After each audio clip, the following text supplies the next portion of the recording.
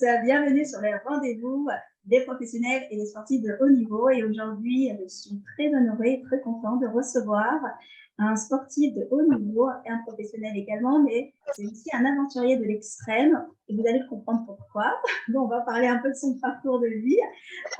Stéphane Plana, donc je te remercie d'avoir accepté l'invitation. Stéphane, comment tu vas aujourd'hui? Ça va très bien, écoute, super bien. Je viens de finir une petite journée de préparation physique avec mes élèves. Je suis très content de pouvoir te rencontrer aujourd'hui. Merci à toi et merci d'avoir accepté cette invitation pour nous partager ton beau parcours de vie et les pépites que tu vas nous partager en tant que professionnel pour booster ta confiance, montrer que tout est possible et vraiment développer son potentiel. Donc, merci encore Stéphane. Alors dis-moi, parce que pour ceux qui te découvrent pour la première fois, surtout que tu as fait pas mal de choses, est-ce que tu peux te présenter en quelques mots, parce que tu as quand même un parcours très inspirant en tant que sportif hors norme, je dis bien hors norme, et vous allez tout près comprendre, parce qu'on a tendance aussi à te nommer le coureur du monde. Est-ce que tu peux nous expliquer pourquoi on te nomme comme ça et pourquoi sportif hors norme? Tu peux parler un peu de ton parcours, Stéphane. Alors aujourd'hui, depuis déjà 20 ans, mais aujourd'hui encore, je suis préparateur physique professionnel. Alors, coureur du monde, c'est très simple en fait. Il y a rien d'exceptionnel à ça, si ce n'est que, il est vrai, j'ai couru pour le simple plaisir dans beaucoup de pays dans le monde. Mais en fait, c'est justement parce que je parcourais le monde bien souvent avant mon tour du monde et ensuite, après le tour du monde aussi, évidemment, qu'on m'a nommé souvent, t'es un coureur du monde, qu'est-ce que tu fais? T'es un coureur du monde, t'es un coureur du monde. Et à force d'avoir ce nom, coureur du monde, écoute, j'en ai carrément fait le titre de mon livre et c'est resté dans la bouche de pas mal de personnes qui me connaissent. Donc, Stéphane, coureur du monde. Voilà, il n'y a rien d'exceptionnel à ça. Bon, voilà, c'est en fait la base du nom, coureur du monde, elle vient réellement de là. D'accord. Donc, mais je trouve que s'il y a quand même quelque chose d'exceptionnel. Tu as quand même fait le tour du monde, tu as voyagé pendant 1 an, tu as fait ce tour du monde, tu as traversé différents déserts, tu as gravi différentes montagnes, tu as fait quand même eu quand même des performances exceptionnelles. J'aimerais bien quand même que tu nous en parles de ces performances exceptionnelles. Je trouve que voilà, tu as beaucoup d'humilité de parler de ton parcours et je trouve que voilà, tu as différentes casquettes et moi, ce qui est impressionnant, c'est que voilà, tu as fait la Sibérie, tu as fait pas mal de choses. Tu as été confronté à beaucoup d'obstacles, on va dire. Donc, est-ce que tu peux nous parler de ces performances exceptionnelles que tu as fait récemment, la dernière, en date? La dernière en date, c'est une traversée de la Méditerranée. Je suis parti de Saint-Jean-Cap-Ferrat jusqu'à Calvi. Donc, c'est une partie de la Méditerranée. C'est une grande partie. Elle fait 200 kilomètres.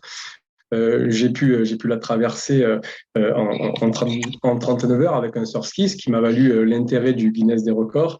C'est un élément, la mer, que je n'avais réellement pas touché toutes ces années d'expédition. J'ai touché, alors je suis pilote de parapente, j'ai touché les airs justement par le biais du parapente.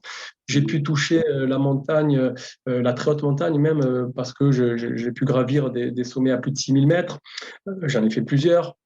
J'ai traversé différents déserts de sable, de glace, de sel, mais j'avais pas réellement touché encore la mer. Il me manquait un élément pour remplir, si tu veux, mon carnet allez, on va dire simplement mon carnet de voyage. Et je me suis lancé ce défi. Donc, je suis quand même parti à zéro parce que je n'avais jamais posé mon auguste postérieur sur un kayak, notamment un surf ski qui est très instable. C'est un bateau qui est fait pour la vitesse. Alors, quand je dis bateau, c'est un kayak qui est en carbone. Il fait 6 mètres sur 42 centimètres de large. Autant te dire que c'est étroit. Donc, il a fallu que j'apprenne l'équilibre, la proprioception. Et après, je me suis servi d'entraînement. Après, c'est mon métier aussi, la préparation physique, mais pas le surf ski. Donc, je me suis encadré aussi des meilleurs qui m'ont fait, notamment un meilleur qui se trouve sur la base nautique de la Ciotat. Il m'a enseigné la base du kayak, la base base du surf ski. Et ensuite, pour pallier, si tu veux, à mon manque de technique, parce qu'on n'apprend pas 20 ans de pagaie en un an, j'ai pu renforcer ma résistance musculaire, ce qui m'a permis de pallier un petit peu mon manque de technique par ma résistance musculaire qui est mon point fort et d'arriver à finir et à boucler mon parcours dignement voilà, en une fois, évidemment.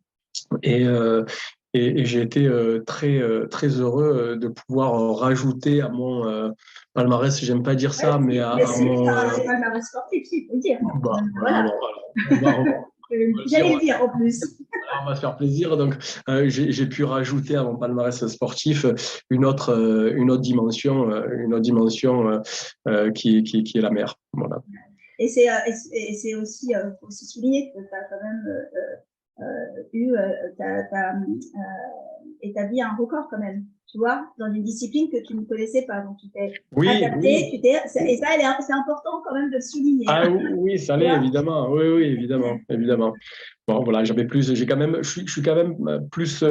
plus terrien. C'est pour ça que j'ai attendu ces dernières. Et puis, j'avais l'affection particulière pour les grands espaces. Alors après, la mer, c'est un grand espace aussi, c'est un grand espace aussi. Cependant, c'était pas même si je suis un bon nageur, mais c'était pas ce qui me plaisait le plus.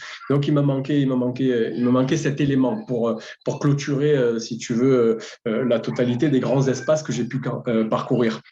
Parce qu'avant, voilà, comme j'en parles un petit peu, j'ai pu traverser la Sibérie en hiver par des températures de moins 50 degrés, le désert de Gobi en Mongolie aussi, où je me suis perdu, ceci dit, par moins 40 degrés.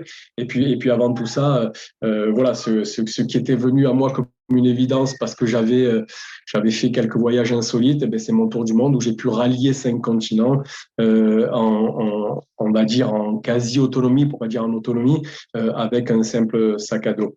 Et puis c'est vrai que ça a été aussi l'aide de toutes ces personnes que j'ai pu trouver dans des endroits improbables, dans des endroits désertiques qui ont pu me permettre de boucler, si tu veux, jour après jour, ce tour du monde. Ça a été riche en rencontres.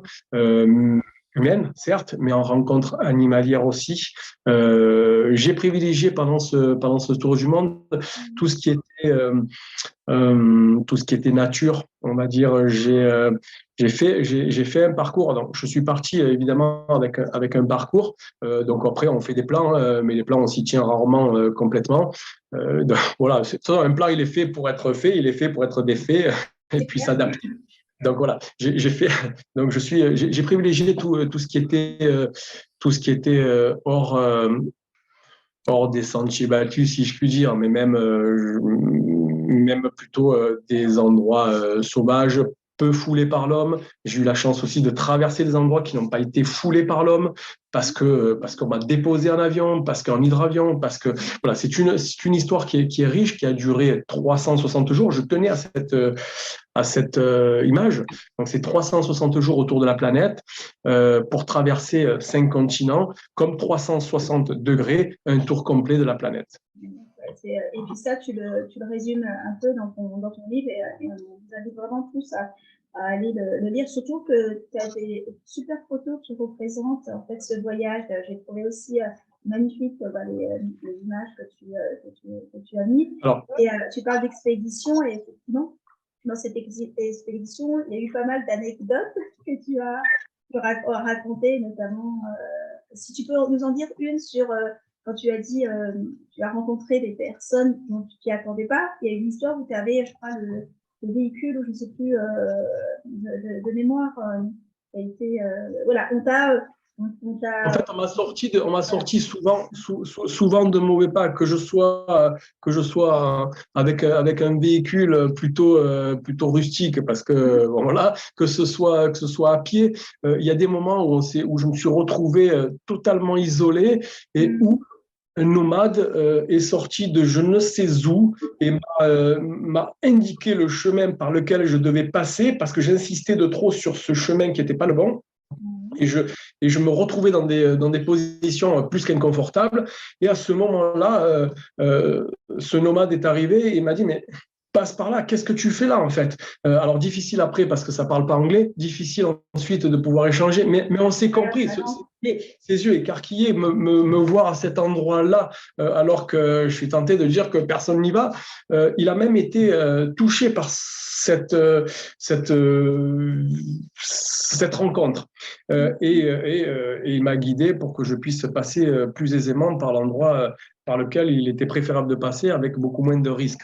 Donc voilà, ça peut être ça. Après, j'ai eu une belle rencontre, ne serait-ce qu'en Alaska, alors que j'étais en train de me laver dans une rivière en contrebas. Je lève la tête et là, j'ai même pas d'appareil photo, évidemment.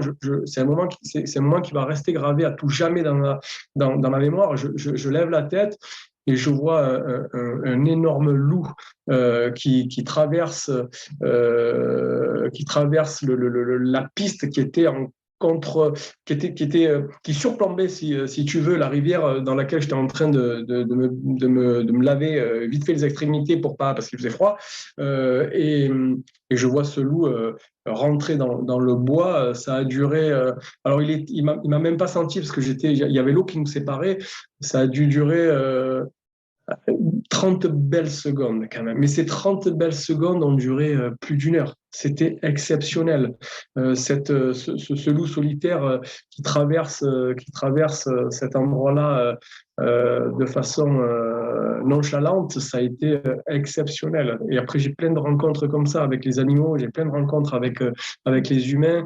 Il est évident que j'ai pu en faire un livre. Parce que chaque jour, à la frontale, dans des endroits improbables, comme même en Amazonie, on était deux. C'est une personne qui m'a accompagné, Angèle.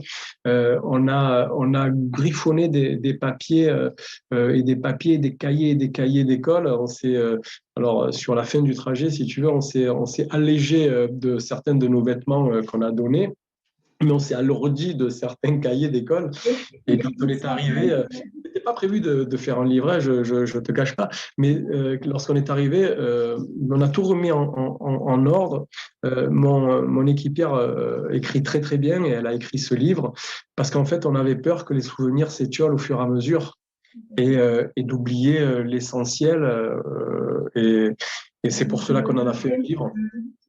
Et donc le livre s'appelle évidemment Coureur du monde. De toute façon, on mettra toutes les infos sous la vidéo comme d'habitude. Et effectivement, donc c'est quand même un tour du monde vraiment insolite. Il y a eu pas mal de rencontres humaines, animalières, comme tu as dit, et tu as pu te nourrir de bons souvenirs et ça donne envie d'en savoir plus, tu vois, sur ce parcours, cette expédition d'une année. Moi, j'aimerais bien savoir ce que tu es aussi. Donc voilà, tu as tu pousses un peu on va dire tes limites. Tu es quand même aventurier de l'extrême, comme j'ai dit tout à l'heure. Mais tu es aussi préparateur physique et mental. Oui. Alors qu'avant, tu étais, tu as plusieurs casquettes. Tu étais pompier réanimateur, tu étais pilote de parapente. Donc tu as dit que tu as été aussi des parties de l'équipe de France, ça tu ne l'as pas dit, depuis risque. Oui, j'étais. Voilà, tu as été quand même dans le monde du sport et du monde du soin en tant que pompier. Qu'est-ce qui t'a amené, qu'est-ce qui t'a poussé en fait à t'intéresser à tout ce qui est préparation mentale et physique? La passion uniquement, en fait. La passion, j'ai commencé par me préparer moi. J'ai eu aussi à l'époque un préparateur physique spécialisé dans le milieu dans lequel j'évoluais. Et ensuite, la passion m'a amené à étudier la préparation physique, la préparation mentale. Et ensuite, ça s'est fait tout naturellement. On est venu me solliciter, je faisais plaisir, j'aidais, et puis c'est devenu de plus en plus important. Et j'ai fini par enfin exercer, il y a toutes ces années, le métier de préparateur physique. Et évidemment, la préparation physique ne peut pas aller sans la préparation mentale. Donc la base de connaissances, elle est qu'elle soit théorique ou pratique avec les années, on ne s'arrête pas au diplôme évidemment. elle est sur la préparation physique pure et dure. C'est de la préparation physique générale ou préparation physique spécifique en fonction des sports et des sportifs qui viennent te solliciter. Après, ça peut être aussi de la remise en forme, évidemment. Mais on associe toujours la préparation mentale parce qu'il y a certaines douleurs qu'il faut accepter. Il faut expliquer à ces personnes-là qu'on n'a rien sans rien. Et même des sportifs de haut niveau qui ont eu l'habitude d'avoir certaines facilités, mais pour accéder à un niveau supérieur, même s'ils évoluent déjà dans le haut niveau, il est évident qu'il faut leur apprendre à faire sauter certains verrous, et ça peut être des verrous de la douleur pour aller un tout petit peu plus loin et que de toute façon, il n'arrivera à rien, si ce n'est qu'ils arriveront à progresser. Donc, si tu veux, le fait de faire sauter certains verrous permet d'aller un petit peu plus loin. Parce que de toute façon, on s'autoprotège. Il y a cette autoprotection qui fait que si la douleur dépasse un certain seuil, on est obligé d'arrêter. Mais en fait, on peut aller beaucoup plus loin. On peut passer à travers, on peut aller jusqu'à la rupture, on peut aller beaucoup, beaucoup, beaucoup plus loin. Mais après, sans aller jusque-là, sans passer sans passer dans des situations extrêmes, on peut aller quand même très loin, et même pour les personnes qui n'ont pas forcément l'habitude. Et ça, c'est bien que tu le soulignes, qu'on a tendance à croire à nous limiter, en fait, alors que notre corps a une capacité extrême. La preuve dans ce que tu as pu faire dans ces exercices. Tout à fait. Et exactement, le mental joue énormément. Vous n'êtes pas que dans la préparation physique, il y a tout cet aspect mindset, à pouvoir travailler, pouvoir encore plus performer. Et oui. Et c'est lui qui dirige. Et c'est lui qui va nous amener à une certaine détermination. On peut aller vraiment très loin. J'ai fait ce tour du monde. Après les autres expéditions, j'ai fait autrement. Mais si tu veux, j'ai fait ce tour du monde où j'ai pu me faire plaisir avec certaines performances sportives. Mais je l'ai faite avec une femme, une dame, qui a une grosse force mentale. Alors évidemment, elle n'a pas tout fait comme j'ai pu moi le faire, mais elle a eu la force aussi de pouvoir m'attendre. Grâce à elle, j'ai pu mener à bien certains objectifs que je m'étais fixés et qui sont venus pendant le tour du monde. Mais si tu veux, elle arrivait à compenser avec son fort mental la différence de physique que nous avions, elle et moi. Vous étiez complémentaires. Oui, c'est complémentaire, mais c'est surtout que pour expliquer que le mental, il fait beaucoup. Parce que justement, lorsqu'il y a une différence de physique, si un a un mental quand même très fort, il va pouvoir quand même coller.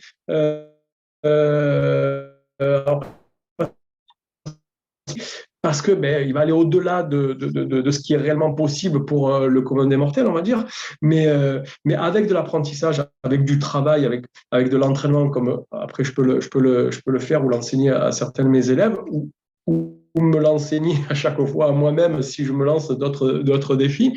Eh bien, c'est le mental, c'est l'ordinateur qui va diriger tout ça. Tout à fait, on l'oublie. Et c'est ce qui aussi m'a poussé aussi à t'interviewer, parce que tu as quand même dans ce parcours très inspirant au niveau de tes défis sportifs. Tu continues, on voit bien que tu continues toujours à dépasser tes limites. Là, tu ne te contentes pas souvent de peu. La preuve, ta dernier exploit, tu as voulu encore développer une certaine compétence, tu as parcouru ces 5 continents, comme tu as pu l'expliquer. Est-ce que tu peux nous donner quelques conseils pour nous dépasser? Les personnes qui nous écoutent aujourd'hui, qu'est-ce que tu pourrais leur donner comme conseil pour aller au-dessus des limites et vraiment utiliser son plein potentiel? Le seul conseil que je peux donner, en fait, c'est l'envie, c'est la détermination avec laquelle nous allons pouvoir accéder à un projet, si petit soit-il. On n'a pas besoin, il n'y a pas d'échelle de mesure, peu importe, il n'y en a pas un qui est plus fort que l'autre. C'est chacun, comme on dit, voit midi à sa porte. Mais souvent, c'est réellement, il faut savoir à quel point nous sommes déterminés à atteindre l'objectif. Et dans tout, je ne parle pas forcément du sport, parce qu'on a tendance quand même aujourd'hui à se trouver beaucoup d'excuses. Alors certes, il y a parfois, je dis bien parfois, pas souvent, il y a parfois de bonnes excuses, mais si on y réfléchit bien, et si on est bien déterminé, et si on souhaite vraiment atteindre l'objectif que nous nous sommes fixés, tous autant que nous sommes, il y a la possibilité d'y aller. C'est comme ça. Quand on regarde toutes les excuses qu'on va pouvoir Oui, se donner pour pas atteindre, pour pas y aller, eh ben, elles sont pas vraiment fondées, elles sont pas vraiment valables, elles sont pas légitimes. On peut enlever, allez, on va laisser un petit peu le bénéfice du doute, mais on va enlever 95% de fausses excuses. C'est énorme, c'est énorme. tout à fait. Il y a des gens qui sont mariés, qui ont des enfants, qui ont une vie de famille, dont je fais partie, et pourtant qui arrivent à aller là où ils souhaitent aller. Parce que pendant... Alors, il y a une part d'égoïsme aussi, certes, mais si c'est vraiment ce dont on a envie, si c'est vraiment ce qui nous fait vivre, vibrer et, et, et, et, et respirer, je suis tenté de dire, il faut y aller, peu importe. Alors pendant un laps de temps, certes, il y a une part d'égoïsme, c'est sûr, mais elle ne va pas durer toute une vie. On ne rend pas malheureux les gens parce qu'on s'en va un mois, 2 mois. Oui, la période d'absence est un petit peu lourde à supporter. Après, ceci dit, lorsque je suis parti 1 an, j'étais dans une période où j'avais la possibilité de le faire. J'étais seul et je souhaitais être seul parce que je voulais pas. Voilà. Mais après toutes les autres expéditions, je n'étais pas seul. J'ai une vie de famille et j'ai pu quand même atteindre ces objectifs. Donc après, il n'y a pas de réelles excuses. tout à fait. Et on a tendance, je te rejoins à 100%, c'est quand dans le sens où on a tendance à trouver des excuses pour pas le faire. C'est nous-mêmes qui nous mettons des barrières, en fait. Et on va chercher des stratégies pour éviter, alors qu'on est capable, on est déterminé. Donc, le conseil, c'est vraiment la détermination, voir ce qui nous fait vibrer dans ce que tu veux dire. Oui, tout à fait, vibrer, exactement, vibrer. C'est ça. De toute façon, après c'est ton métier. Tu connais les mécanismes du cerveau et je suis certain, bien évidemment, que tu les connais mieux que moi. Donc, de ce fait, tu vois que ce que je dis, ce que je raconte aux personnes qui nous écoutent, c'est voilà, c'est réel. Tout à fait, tout à fait. Et on le voit. Donc là, là ce qu'on met en lumière à travers ces interviews, c'est aussi montrer que, en fait, on se trouve souvent des excuses alors qu'on est capable de faire pas mal de choses. Si vraiment on est déterminé, si on croit en nous. Et je pense que tu as pu croire en toi, que tu as eu une confiance en toi pour te sentir capable de faire. Je pose toujours la question, et je ne l'ai pas posée, au début, mais je te la pose maintenant. On parle de confiance en soi, il faut vraiment avoir confiance en soi pour pouvoir s'aventurer dans ce que tu as pu faire et tu continues encore à pousser tes limites. Si tu devais donner la définition pour toi de la confiance en toi, ça serait quoi, Stéphane, si tu n'as pas la bonne définition? La confiance en soi, c'est quand même avoir confiance en ses capacités physiques et intellectuelles. Après, je trouve qu'on peut acquérir de la confiance en soi au fur et à mesure des années, avec l'expérience. On peut surtout l'acquérir avec de l'entraînement. Quand je dis l'entraînement, on n'est pas que dans le milieu sportif. Ça peut être un entraînement intellectuel, ça peut être un apprentissage. Et à force de travail, on va acquérir de la confiance en soi. Pourquoi? Parce qu'on va savoir qu'avec l'entraînement qui a été mené à bien, on va être plus à l'aise dans la discipline. Alors, discipline au sens large du terme. On va être plus à l'aise dans la discipline dans laquelle on va évoluer. Donc évidemment, avec du travail, la confiance en soi, on va pouvoir l'acquérir au fur et à mesure. Cependant, il est vrai qu'il y a des gens, alors après, il faut pas mélanger, il y a des gens qui ont des égos surdimensionnés, donc ils ont confiance en eux, mais ceux-là, ils se cassent bien souvent la figure plus vite que les autres. Mais c'est souvent aussi un signe de manque de confiance des gens. Ah oui, aussi. On joue un rôle, tout à fait. Aussi. Après, il y a des gens aussi qui naissent avec des capacités intellectuelles, physiques hors normes. Et après, c'est pas pour autant qu'ils ont confiance en eux, mais il est vrai que ça aide à amorcer une confiance en soi. Mais je reste persuadé. Moi, j'étais quand même un jeune enfant plutôt timide, pas forcément plutôt faible. Je n'étais pas un gros gabarit, mais au fur et à mesure de travail, ce que je souhaitais atteindre, je suis arrivé à être même plutôt un bon, voire gros gabarit, on va dire, tu vois. Bon, mais c'est avec aussi cette détermination et cette envie que je souhaitais, c'est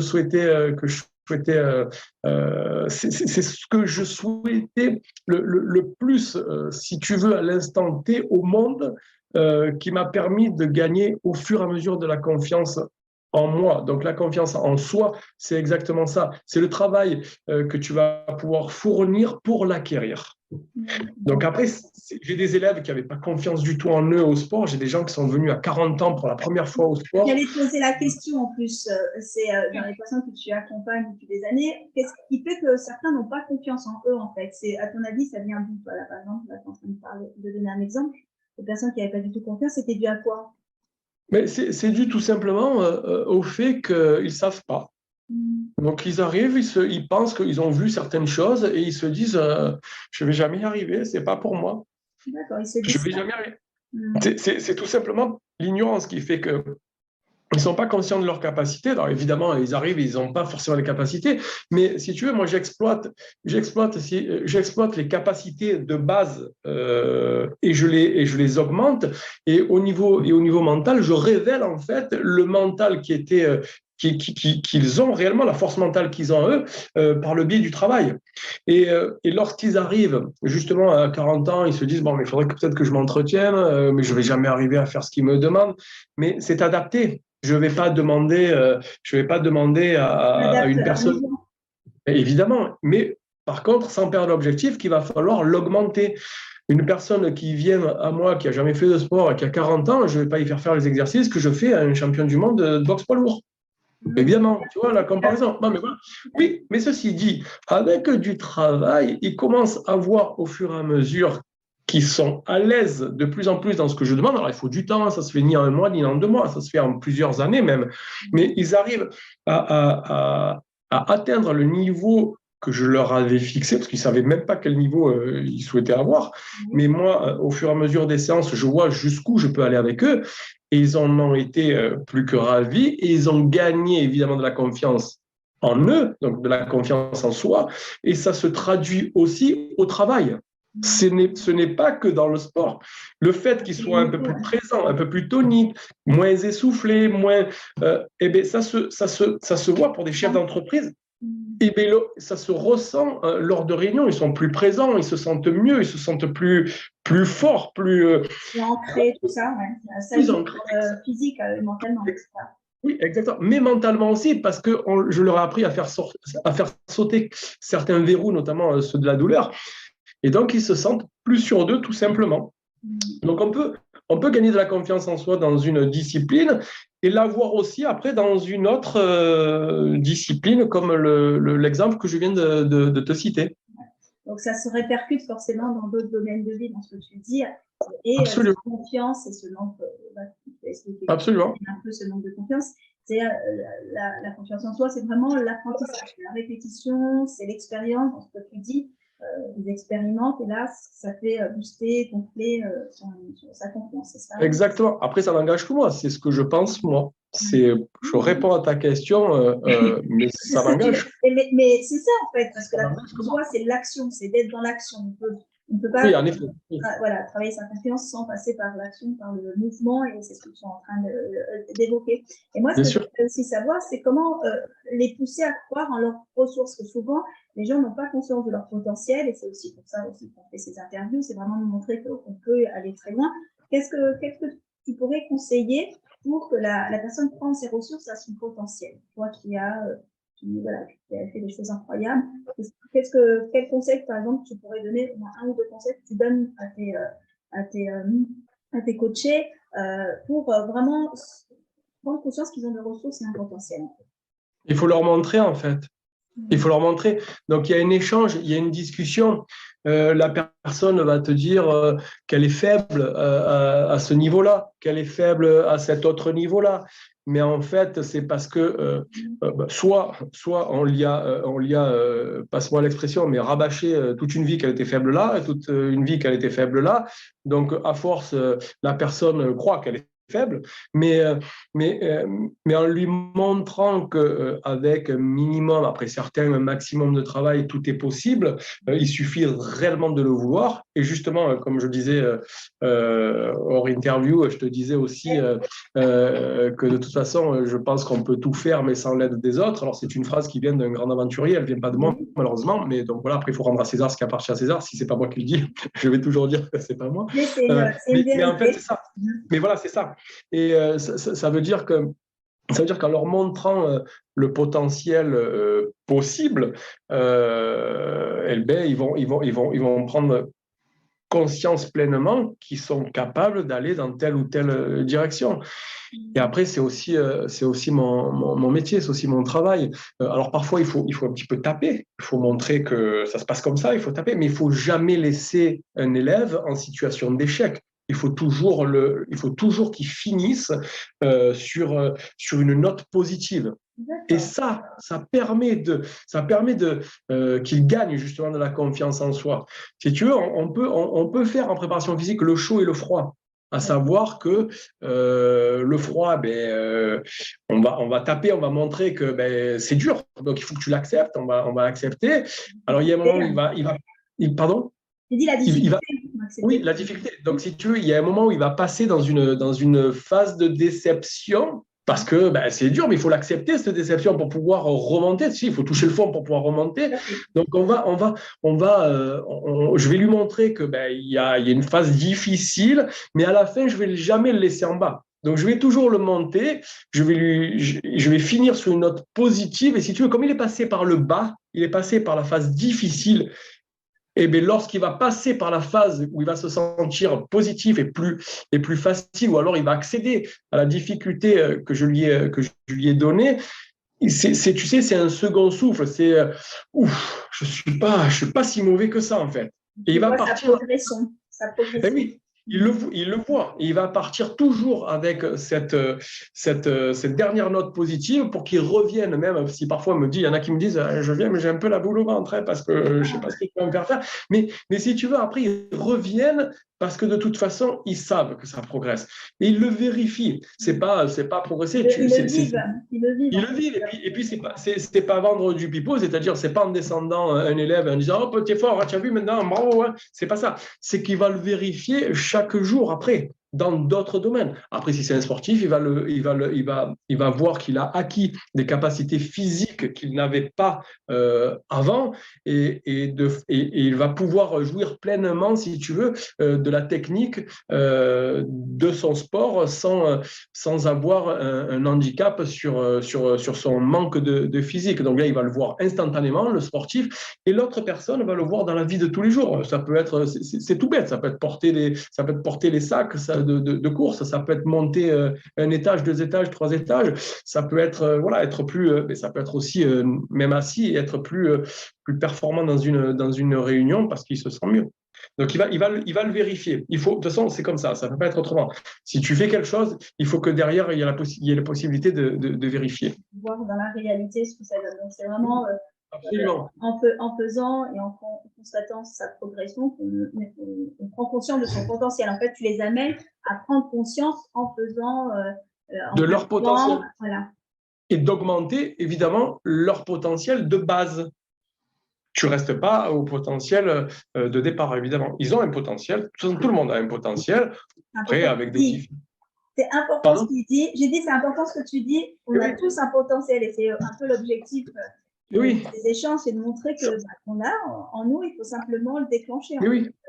Il faut le déclencher, il faut le révéler, il faut aller le chercher au fond. Et après, c'est aussi évidemment mon travail que d'aller récupérer, chercher, puiser ce potentiel que chacun a, évidemment.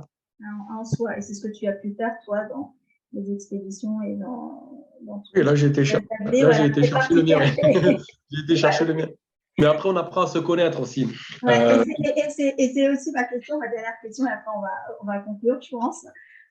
Et là, tu as dit, c'est ce que tu as pu aller chercher. Donc, dans tes aventures, parce que c'est quand même une aventure de vie que tu as pu faire, tu étais face au désert, face à la mer. Qu'est-ce que tu as appris de toutes ces expéditions, que ça soit ton expédition de ton voyage sur 1 an et tout ce que tu as pu faire? Qu'est-ce que tu as appris? Et là, tu parles de connaissance. L'humilité, parce que tu comprends très bien qu'il y a certains endroits que tu traverses dans le monde et tu te dis, en fait, alors c'est un bonheur que de les traverser, même dans la difficulté, très sincèrement, parce que tu te dis, ouf, t'es là, c'est ce que tu souhaites, tu te le répètes, c'est dur, mais c'est ce que tu veux, t'es là, et tu te sens même dans la douleur, on va dire, tu te sens vivre, en fait. Tu te sens vivant, tu vois. Tu n'es pas endormi comme au milieu du béton, tu vois. Tu es vraiment là et tu vis. Mais tu as vite fait de comprendre que malheureusement, oui, malheureusement, je ne sais pas si c'est le bon terme, mais tu n'es pas fait pour vivre dans ces endroits-là. Et qu'il ne faut pas se rater parce que la nature, la vraie nature sauvage, la vraie nature profonde va vite te rappeler à l'ordre et elle va vite expliquer que tu n'es pas le plus fort.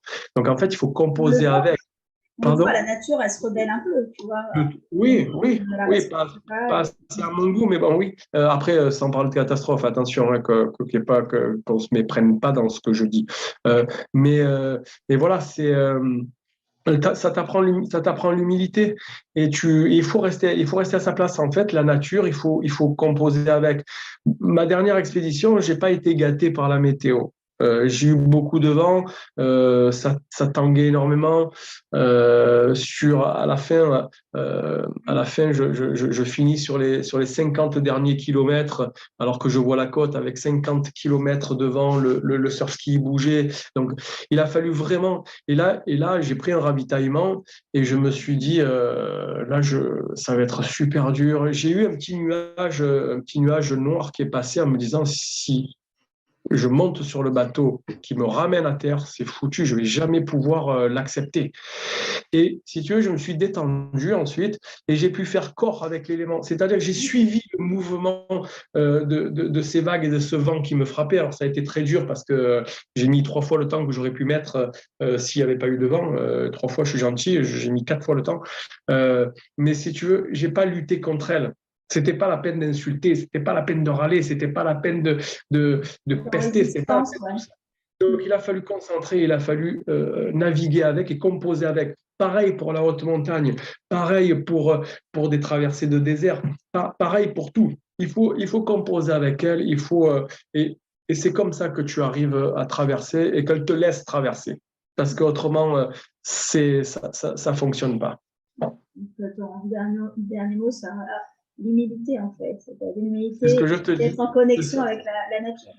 C'est les deux, c'est ça. Tu as bien conclu. Ce sont les deux, les deux mots et c'est la phrase qui va avec ce que j'ai vécu en effet.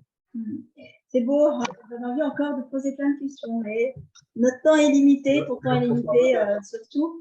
Alors, dis-nous, merci encore pour tous ces partages, qui étaient super inspirants et je vous invite vraiment à aller creuser. Dis-moi, comment on peut te retrouver? Quelles sont tes actualités du moment? Je sais qu'en ce moment, tu es en pleine dédicace, je crois, un peu partout. Oui, en ce moment, c'est ça. Alors, dis-nous un peu où on peut te retrouver, quelles sont tes actus. Alors, là, je suis en tournée dédicace un petit peu partout. Franchement, j'ai pas pris les dates. Je mettrai les dates en Ouais, bas. voilà, on pourra mettre des dates. Sinon, on peut me retrouver sur le site de mon éditeur pour partager éventuellement le livre. C'est kels-édition.com. Je réfléchissais. Donc, après, j'ai pas la kels-édition.com. Et après, alors, je suis pas, c'est pas vendeur ce que je dis. Et puis, de toute façon, je suis pas là pour vendre quoi que ce soit. Ceci dit, je suis pas. Les liens, t'inquiète pas, ça c'est vraiment important. Les liens, parce que ça peut intéresser certaines personnes. Alors, je Oui. suis pas un fan des réseaux sociaux. Il va falloir peut-être que je m'y mette un peu parce que j'ai des gens qui me demandent, on aimerait te suivre, on aimerait ci, on aimerait là. Ah oui. Bon, voilà, je suis un peu un homme de Cro-Magnon comme tu as pu le voir avant. Il faut s'adapter. Hein. Mais Oui, on c'est va s'adapter, important, tu bien vois, sûr. je trouve que c'était important et c'est aussi pourquoi aussi je C'est t'ai invité. Parce que voilà, tu peux partager et apporter énormément aux gens. Donc évidemment. Et puis c'est un c'est plaisir en dommage de plus ne pas parler de toi. de se priver. Tout à fait. Tout à fait, c'est dommage de se priver de tout ça parce que j'aime réellement partager. C'est un plaisir que de partager. Je prends un grand plaisir que de faire cette émission avec toi. Donc après, on peut me retrouver sur mon profil Facebook. C'est Sur Stéphane Facebook. Voilà, Stéphane Coureur du Monde, ça peut se faire. Je mets quelques publications de ce que je fais et ce que j'ai pu faire dernièrement. Voilà. De toute Et façon, après, je mets les dates aussi, excuse-moi, pardonne-moi. Je mets les dates aussi sur le profil Facebook Stéphane Coureur du Monde, les dates de dédicace au fur et à mesure. D'accord, ok, très bien. Et de toute façon, dans tous les cas, comme d'habitude, je mets les informations en dessous pour retrouver Stéphane. Et pour ceux qui veulent poser des questions, n'hésitez pas, comme d'habitude, à mettre des petits commentaires, poser des questions. Et puis, je pense que Stéphane se fera un plaisir de vous répondre. Je te remercie encore. Merci encore pour tous ces partages. Merci encore. Donc, tu nous tiens au courant si tu te lances sur une autre aventure. Hein. Oui, évidemment. Je suis sûre que tu ne t'arrêtes pas là, comme d'habitude. Un petit, encore. On va découvrir la prochaine aventure, expédition peut-être. Mais je te remercie encore d'avoir pris de ton temps et d'avoir partagé toute cette épite avec nous, tous ces conseils. Et je te souhaite une agréable fin de journée, Stéphane. Je vous dis à bientôt. N'hésitez pas à partager, à commenter. Et puis nous, on se retrouve sur le prochain rendez-vous. Au revoir à tous. Au revoir, Stéphane. Merci beaucoup. Au revoir.